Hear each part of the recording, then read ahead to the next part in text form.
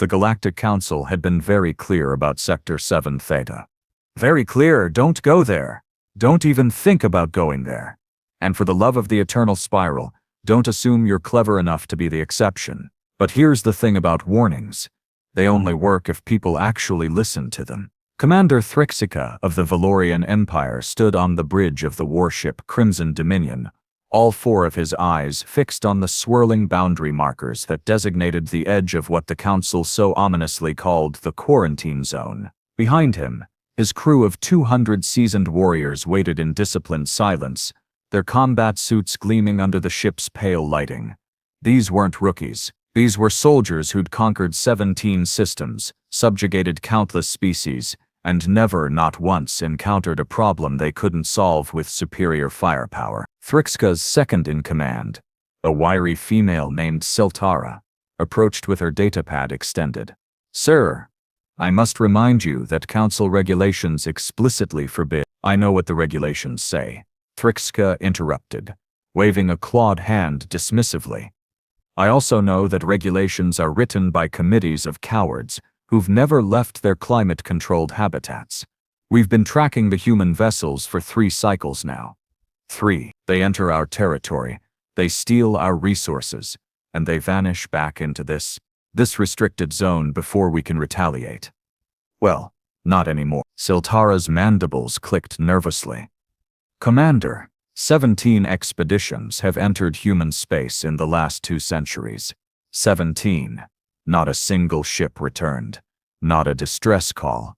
Not a debris field. Nothing. They simply ceased to exist." Thrix'ka laughed, a harsh barking sound that echoed through the bridge. "And how many of those expeditions had the Crimson Dominion? How many had graviton cannons capable of cracking a moon in half? How many had me?" He turned to face her fully, all 4 eyes blazing with confidence that bordered on arrogance. "Fear is a tool for controlling the weak, Siltara. We are not weak." The navigator, a slug-like being named Porth, who communicated through bioluminescent pulses on his skin, flashed a sequence that the ship's translator converted to speech. "Navigation confirms coordinates, Commander. Human space begins exactly 3,000 kilometers ahead. Recommend final systems check before crossing threshold." "Excellent." Thrix'ka strode to his command throne and settled into it, his posture radiating authority. "Helm, prepare to cross. Weapons, bring all systems online. Communications, open a channel to the fleet." Within moments, the faces of 5 other ship commanders appeared on the main view screen, a diverse collection of species united by their service to the Valorian Empire. There was Captain Nexavar, the insectoid tactical genius. Commander Yulta, whose species had evolved in crushing gravity and were built like living tanks. Admiral Cressaslin, elegant and calculating. Wing leader Jaxmar, whose people had been conquerors before they'd even developed spaceflight. And lastly, Commodore Zeroth, young but brilliant. "Honored commanders," Thrix'ka began, his voice carrying the weight of ceremonial formality. "Today we write history. Today we prove that there is no power in this galaxy that the Valorian Empire should fear, not even these mysterious humans who hide behind Council warnings and ancient superstitions. Our orders are simple: cross the boundary, locate human settlements, assess their military capabilities, and claim 3 systems for the Empire. Any resistance will be met with immediate and overwhelming force. Are we clear?" 5 heads nodded in unison. 5 voices confirmed readiness. "Then, let's show the galaxy what happens when you steal from the Valorian Empire." The ships moved forward in perfect formation. 6 heavy cruisers, each carrying enough firepower to sterilize a planet. As they crossed the invisible line that marked the edge of human space, nothing happened. No alarms, no sudden attacks, no mysterious disappearances, just the silent emptiness of space, same as it had been on the other side. Siltara allowed herself a small breath of relief. Perhaps the warnings had been exaggerated after all. Perhaps— "Commander!" The sensor officer, a 4-armed being named Kelth, practically jumped from his station. "I'm detecting— Wait, this can't be right. I'm detecting a single vessel. Small. Mass equivalent to a personal shuttle. It's It's approaching us. Alone, Thrix'ka frowned. Approaching. In human space. What kind of madness? Identify it immediately. Kelth's fingers flew across his console, his four hands working in practice synchronization. It's broadcasting on all frequencies. Audio only. They're speaking. Wait, they're speaking in perfect Valorian dialect. Should I play it, sir? Of course, play it. What kind of question? A voice filled the bridge. Human, unmistakably. Male, probably. And speaking Valorian with an accent so flawless, it sent chills down Thrix'ka's spine because that should have been impossible. Valorian had 17 tonal layers and used frequencies most species couldn't even hear. Hello there, Valorian warships. Welcome to human space. This is Lieutenant Kieran Osei of the Earth Defense Network. I've been assigned as your, let's call it, your orientation guide. Before we proceed, I need to verify something. You did read the warnings, right? The big flashing ones that say do not enter, just checking. Because we find that about 30% of visitors somehow miss those, and we like to keep good statistics. Thrix'ka's jaw hung open. The bridge fell silent except for the gentle hum of the ship's systems. The human continued, his tone cheerful, almost friendly. Now, according to our sensors, you've got 6 heavy cruisers, approximately 1,200 total crew and enough weapons to make quite a mess. That's adorable. Really. We appreciate the effort. But here's the thing, and I'm going to be completely honest with you, because transparency is important. You've made a tiny, insignificant, barely worth mentioning mistake. You've entered human space with hostile intent. See, we know your Valorian Empire forces. We've been monitoring your communications for the past 3 cycles. Yes. We speak Valorian, and Glix, and Thoraxian, and about 700 other languages. We're weird like that. Siltara moved closer to Thrix'ka. Sir, this is clearly a stalling tactic. 1 shuttle against 6 warships? We should open fire and… Hang on.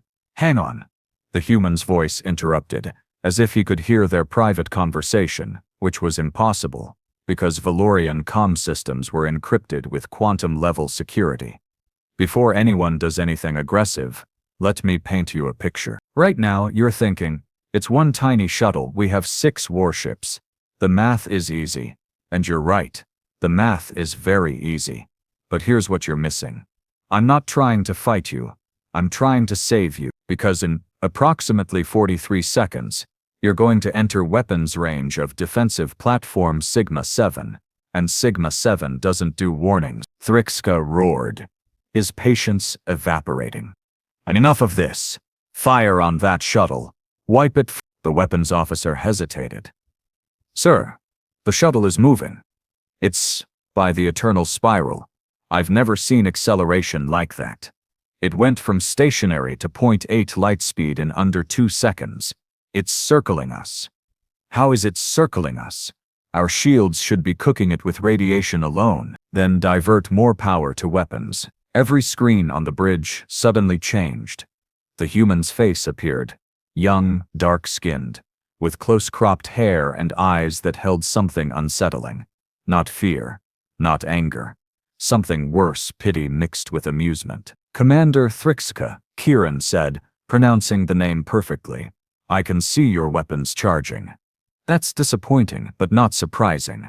So let me try a different approach. I'm going to give you a demonstration. Just a small one. Please direct your attention to your starboard side. Against his better judgment, Thrix'ka looked at the starboard view screen. Space changed. Something uncloaked. Something that had apparently been there the entire time, invisible to every sensor on 6 military-grade warships. It wasn't a platform, it was a station. No, stations didn't move like that. Stations didn't reconfigure their structures in real time. Stations didn't possess weapon emplacements that numbered in the thousands, each one tracking the Valorian ships with mechanical precision. That's Sigma-7, Kieran explained, his voice still maddeningly casual. She's one of our older defensive installations, built about 15 years ago, a bit outdated by current standards. Honestly, she's only got 42,000 independent targeting systems, point defense grids that can track objects moving at 97% light speed, and enough firepower to sterilize everything within a 3-light-year radius. Oh, and she's controlled by an AI named Arya who's really good at mathematics. Specifically, the mathematics of trajectory prediction. Porth's skin flashed urgent red patterns. Commander, I'm detecting energy buildups across the station's surface.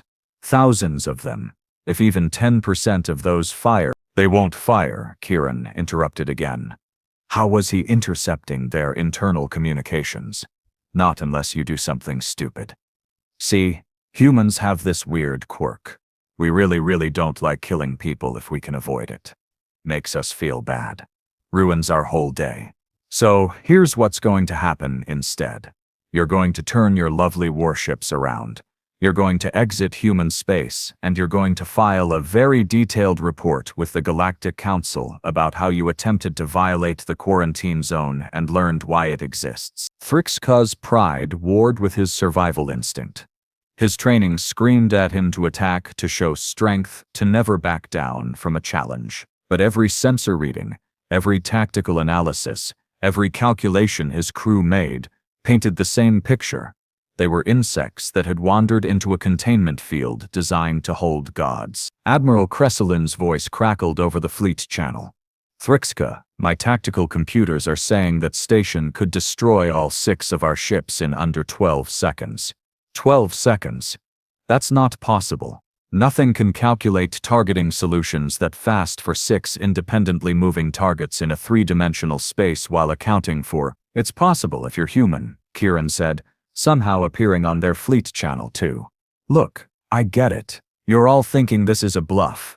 You're thinking maybe Sigma 7 is mostly for show, maybe we're exaggerating. So let me make this super clear. Space folded. That's the only way Thrix'ka's mind could process what happened next.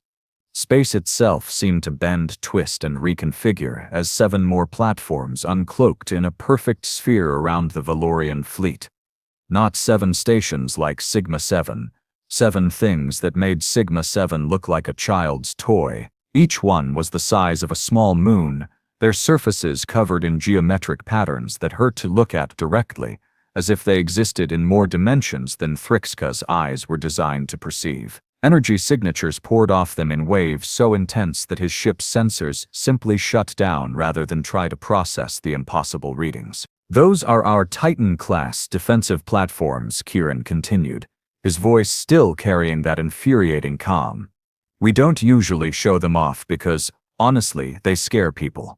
But since you brought 6 warships into our space with the stated intent of claiming our systems, well, I figure you deserve the full tour. The smallest one, that'd be Atlas 9 on your port side, has enough antimatter in its core to crack a gas giant. And before you ask, yes, we have failsafes. Lots of them. We're not monsters. Commodore Zerath's panicked voice cut through the fleet channel. This is impossible. The energy requirements alone would— the resources needed to build even one of these. How does a single species— Oh, we're not a single species anymore, Kieran said. And now there was something different in his voice. Pride, maybe. Or warning. See, that's another thing about humans. We're really good at making friends. Once people get past the initial terror, they tend to like us. We've got 17 species living in human space now, integrated. Equal partners. They build with us. We share technology. Everyone benefits. It's almost like cooperation works better than conquest. Wild concept, I know. Thrix'ka found his voice, though it came out rougher than he intended. What? What are you? We're humans, Kieran replied simply. We're a species that evolved on a death world where literally everything tried to kill us for millions of years. We're persisters, problem solvers, and here's the important part. We learn fast. Really fast. You know what happened when we discovered we weren't alone in the galaxy? We spent 60 years doing nothing but listening, watching, learning from every species we could detect. We saw the Valorian Empire conquer 17 systems, and we studied your tactic. We monitored the Kresh Dominion's fall, and we understood what not to do. We watched the council form and noted every political maneuver, and then when we finally revealed ourselves, We made absolutely certain that nobody would ever think about conquering Earth. Siltara's voice was barely a whisper. The 17 expeditions, the ones that never returned, are fine, Kieran said. And for the first time, there was something sharp in his tone. They're alive, healthy, and living on a very nice planet called Haven 7, where they can't accidentally share the coordinates to human space. We don't kill people for being stupid or aggressive. We just redirect them. They get comfortable housing, excellent food, entertainment, education, everything they need for a good life. They just don't get to leave and tell everyone else where we are.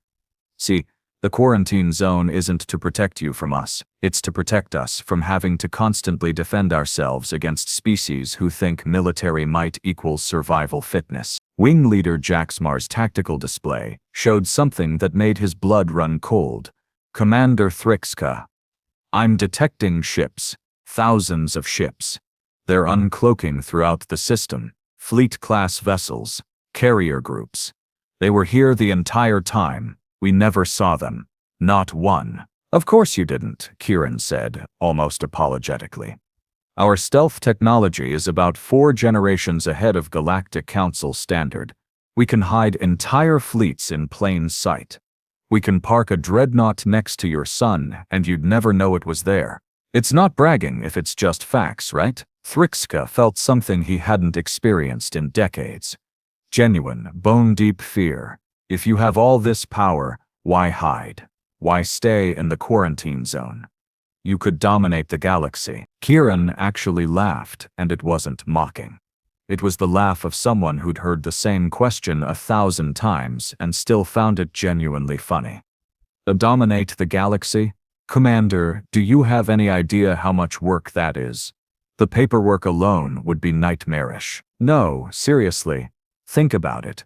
Governing 17 systems nearly broke the Valorian Empire's administrative infrastructure.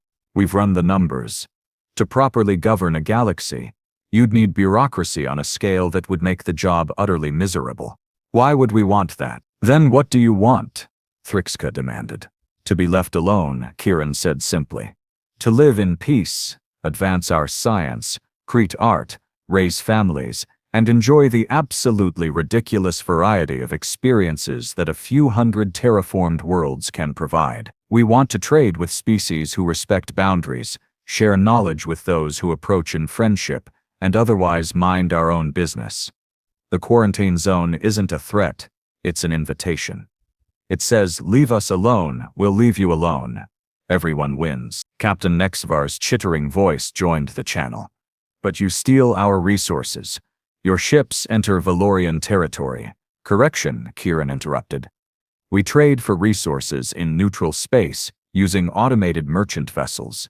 If Valorian forces attack those vessels in neutral space, that's piracy, not defense. We have transaction records, timestamps, and video evidence of every exchange. We follow Galactic Council commerce regulations to the letter. Well, mostly. There was that one time with the Regillian spice merchants, but that was a misunderstanding, and we sent apology fruit baskets. The absurdity of the statement, apology fruit baskets in the middle of this tense military standoff, actually made Thrix'ka's mind stutter. Commander Yultuk's gravelly voice rumbled across the channel. So what happens now? You've shown your strength. We acknowledge it. Do you destroy us anyway to make a point? Destroy you? Kieran sounded genuinely horrified. No, absolutely not. Here's what happens now. You turn around, you leave, and you tell everyone exactly what you saw here. Every detail. Don't leave anything out. Tell them about the platforms, the fleets, the technology. Tell them that humans responded to an invasion force with a polite warning and a demonstration rather than violence. Tell them we offered you safe passage out and asked nothing in return except that you respect the boundaries. Why? Thrix'ka couldn't understand. Why let us go? Why show us everything? Wouldn't it be better to maintain the mystery? Kieran's face on the screen shifted into something thoughtful. Because mystery breeds curiosity, and curiosity gets people killed. But knowledge breeds respect. After today, the Valorian Empire will know exactly what it would face if it tried to invade human space. You'll run the numbers, calculate the resources needed, assess the probability of success, and conclude that it's not worth it. Not even close, and that conclusion will keep your soldiers alive, our soldiers safe, and everyone gets to go home to their family. That's what we call a win-win scenario. Seltara stepped forward, her voice shaking slightly. Lieutenant Osei, how long have you been monitoring us? You said 3 cycles, but the way you speak our language, the way you anticipated our tactics. 7 years, Kieran admitted. We've had listening posts on the edge of Valorian space for 7 years. We know your military doctrine, your cultural values, your economic systems, and approximately 67% of your classified military protocols. We know that Commander Thrix'ka has a mate and 3 offspring on Valor Prime. We know that Siltara sends half her salary to support her brother's medical treatments. We know that Captain Nexvar collects ancient poetry. We know these things not because we're cruel, but because understanding you helps us avoid misunderstandings that lead to war. The bridge fell silent. Every commander on the fleet channel seemed to be processing the implications of being so thoroughly understood by a species they'd never even seen before. One more thing, Kieran added, his tone shifting to something gentler. This demonstration? It's not meant to humiliate you. Your soldiers following orders, doing what you thought was necessary to protect your empire. There's honor in that, even if the mission was misguided. We respect warriors. Humans have a long, complicated history with warfare ourselves. So here's what I'm authorized to offer. Safe escort to the boundary, full departure assistance, and a data package containing basic information about human culture and diplomatic protocols. If the Valorian Empire ever wants to establish formal relations, trade agreements, or cultural exchange programs, the information for contacting our diplomatic corps is included. No obligations, no tricks. Just an open door if you ever want to walk through it peacefully. Thrix'ka looked around his bridge. His crew, seasoned warriors who'd never retreated from battle, were looking at him with expressions that ranged from relief to shame to curiosity. He turned to Seltara, who gave him a small nod. We accept your offer, Lieutenant Osei, Thrix'ka said, trying to keep his voice easy. And we apologize for the intrusion. The Valorian Empire will receive a full report. That's all we ask, Kieran replied warmly. Aria, please provide our guests with the optimal exit trajectory. Make it smooth. No need to stress their engines after the day they've had. The massive defensive platforms began to move, creating a clear corridor through human space. The thousands of warships that had uncloaked maintained their positions, but powered down weapons as a gesture of good faith. Kieran's shuttle danced ahead of the Valorian fleet like a guide light, leading them toward the boundary. As they approached the edge of human space, Thrix'ka couldn't resist asking one final question. Lieutenant, why you? Why send a single human in a shuttle to greet 6 warships? Wasn't that risky? Kieran's laugh echoed through the bridge one last time. Commander, I volunteered. See, I grew up hearing stories about humanity's first contact with other species, about the mistakes we made, the fears we overcame, the friendships we built. I wanted to be part of that tradition. Someone who meets strangers not with weapons but with words. Besides, my shuttle has better shields than your flagship and can outrun anything you've got. The risk was pretty minimal. Of course it was, Thrix'ka muttered, though he couldn't quite suppress a smile. As the Valorian fleet crossed back into Council space, the massive human installations cloaked once more, vanishing from sensors as if they'd never existed. Kieran's shuttle held position at the boundary, a tiny speck against the stars. Safe travels, Valorian fleet. Kieran's final transmission came through. And hey, if you ever want to visit again, just send a diplomatic request ahead of time. We'll give you the actual tour with less terrifying demonstrations and better snacks. Humans make excellent snacks. Wait, that came out wrong. We make excellent snacks for sharing. Not, you know what, I'm going to stop talking now. Aria, cut transmission before I embarrass myself further. The channel closed. Thrix'ka sat in his command throne, staring at the space where human territory began. Behind him, his crew slowly returned to their stations, the tension draining from the bridge. 6 warships limped home, utterly defeated without a single shot being fired. 3 weeks later, when Thrix'ka delivered his report to the Valorian High Command, they listened in stunned silence. When he finished, the Supreme Commander, a battle-scarred veteran of 40 campaigns, asked a single question. "And you believe everything this human told you was true?" Thrix'ka thought about the platforms, the ships, the technology that shouldn't exist, and the young man who'd treated an invasion force like lost tourists. "Sir, I believe we've barely scratched the surface of what humans are capable of, and I believe that if we're smart, we'll never find out what happens when they stop being polite." The Valorian Empire updated their star charts that day. Sector 7 Theta, previously marked as Quarantine Zone, Avoid, received a new designation: Human Space Diplomatic Contact Only. Do not engage militarily under any circumstances. And in human space, Lieutenant Kieran Osei filed his report, received commendations for his handling of the situation, and went home to his family. Just another day at the office, protecting humanity by proving that sometimes the best weapon is not firing one at all. The warnings remained. The boundary held, and the galaxy learned, once again, that some species survive not through conquest, but through being so terrifyingly competent at everything that conquest becomes pointless. Nobody ignored the warnings after that. Well, almost nobody. But that's a story for another time.